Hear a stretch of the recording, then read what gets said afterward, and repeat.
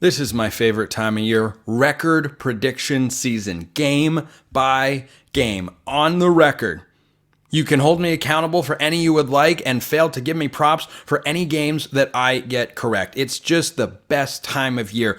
I will say up front as I begin this, I reserve the right on any schedule prediction to have one game right now as a coin flip, toss up, where I could see it going either way, and I just don't have a strong sense one way or the other. I don't do it often, but it might come up every now and then. Not on Notre Dame's schedule, though. I think I have a great sense about what they're going to be. So they start week 1 against Texas A&M. If they win that football game in College Station, it is a less than 2-point spread. It is one of the best college football games of week 1. It's where College Game Day is actually going to be. I think the most enticing game is Florida and Miami because the loser of that game might want to fire their head coach. At least a segment of the fan base will. But Texas A&M, week 1, game 1 against Notre Dame, Marcus Freeman is under a lot more pressure to win that game. Now, does that define Notre Dame's season? No, not in the negative sense, but in the positive sense it does. If Notre Dame wins that game, they're going to the playoff because the rest of this schedule is absurdly workable. Now, workable to many of you might be a code word for easy. I'm not going to stop you from having that thought. Next week, I think they're going to beat Texas A&M, first of all, because Marcus Freeman against a coach who's coaching his first game that's just tough. It's asking a lot. If this were week 2, I might feel differently. If Texas A&M had one game to work out the kinks, to shake off the nerves, and to just have everything settled and whatnot, Marcus Freeman is running a much more well-oiled machine at this point because we don't even know how well-oiled the mechanism is in College Station now with Mike Elko. We think it's going to be good. A lot of people also thought Scott Frost in Nebraska was going to be good. I don't think Mike Elko is Scott Frost. I'm just saying a lot of things look good on paper, but we got to see results. I've seen results from Marcus Freeman and company. They've got Riley Leonard at quarterback, and I very much like Riley Leonard as Notre Dame's quarterback. I think he fits what they want to do. I also think he's just kind of a high-level guy who can have another gear unlocked. He's got Tommy Rees as his offensive coordinator, who's solid. Nothing wrong with him. I don't think he's exceptional, but he is good enough to where I think Notre Dame and the roster they have, they go into College Station, get that win. Next week, Northern Illinois. I don't have to explain why they're going to win that game, right? Gosh, I hope not. Next week at Purdue, that one's frisky. That one is frisky. I will just say you have an experienced, capable quarterback in Hudson Card. You have a head coach in Ryan Walters who went 4-8. For the Boilermakers last year. I don't think that's going to be the case forever. I don't know if Walters ever gets Purdue to a 9-10 win level again, especially in a new look Big Ten, but I think Ryan Walters is sharp. That's all I'm saying. So I think Notre Dame's winning the football game.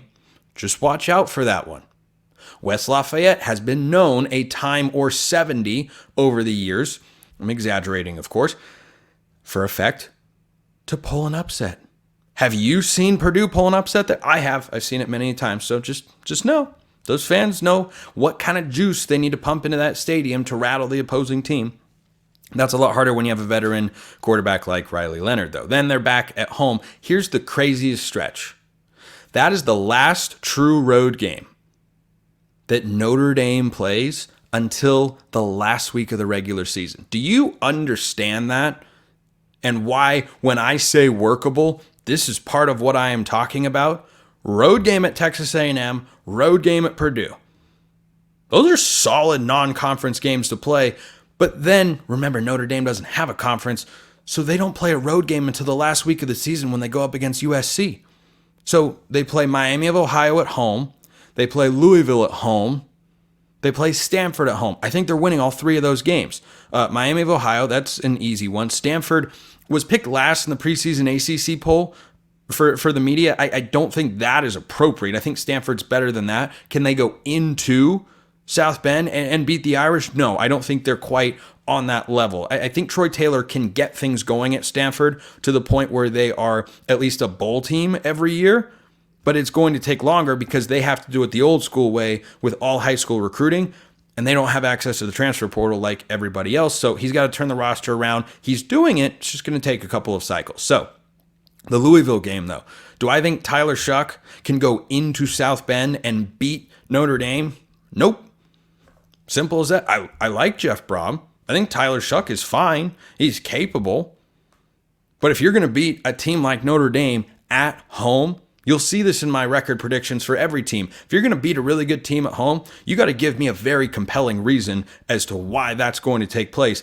I don't see it with Notre Dame and Louisville. So I'll take the Irish there. Then, 2 neutral games that are off-site. Georgia Tech, tougher of the two because the following week is Navy. No disrespect to Navy and the Service Academy, but that's not going to happen. Notre Dame's got higher aspirations, better roster, and you just keep going down the line. You can think of a lot of reasons why Notre Dame is going to beat Navy there. Georgia Tech, yeah, that could be frisky. I could see it happening, is all I'm saying.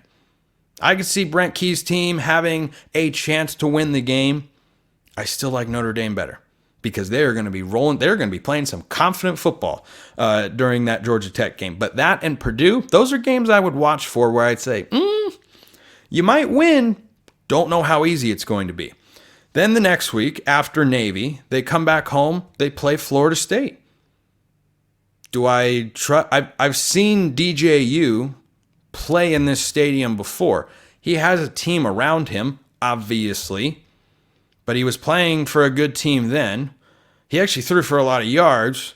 They ended up losing the football game. Notre Dame at home. When you give me 2 teams who, on a neutral field, I would personally, at Spencer Sportsbook, set the point spread at under 2 or 3 points, then I'm going to lean towards the home team far more often than not. I like Mike Norvell, but I like Marcus Freeman. DJU is fine. I think Riley Leonard's better. You give me a better quarterback at home with rosters that are at the very least comparable. If you want to give a slight edge to Florida State, that's fine. I think as long as they win that game, they're a double lock to go to the playoff. The Texas A&M game, certainly. But Notre Dame has a preseason win total of 10.5 for a reason. This schedule is favorable. Next 2 weeks, easy wins. Virginia at home, not going to be a problem. Neutral site game against Army the following week. Just stop the run. Now, easier said than done. Army's not going to let that, or Notre Dame's not going to let that happen. Not against Army. I'm sorry to the Knights, but it will not. So is Spencer? Do you think Notre Dame is going 12-0? Is that what you're predicting? Nope. Last week of the regular season, it will have been over a month and a half since they have been playing in a true road environment. They're going to go to the Coliseum. USC will be plenty motivated. They will have more losses on the schedule. And I think Lincoln Riley and company, who I'm higher on than a lot of people in the college football pundit space, I think USC wins that game and ends Notre Dame's perfect season. But Notre Dame at 11-1 get themselves into the playoff. They're probably the number 5 or 6 seed, and they get to host a first-round playoff game. And if they're playing the Group of 5 champion, they're probably going to the second round, because is the Group of 5 champion going to walk into South Bend and win? That's unlikely. So, my first record prediction of the year. Oh, gosh, this is literally my favorite time of year. I get giddy thinking about going through and predicting every single game for a team in a given season.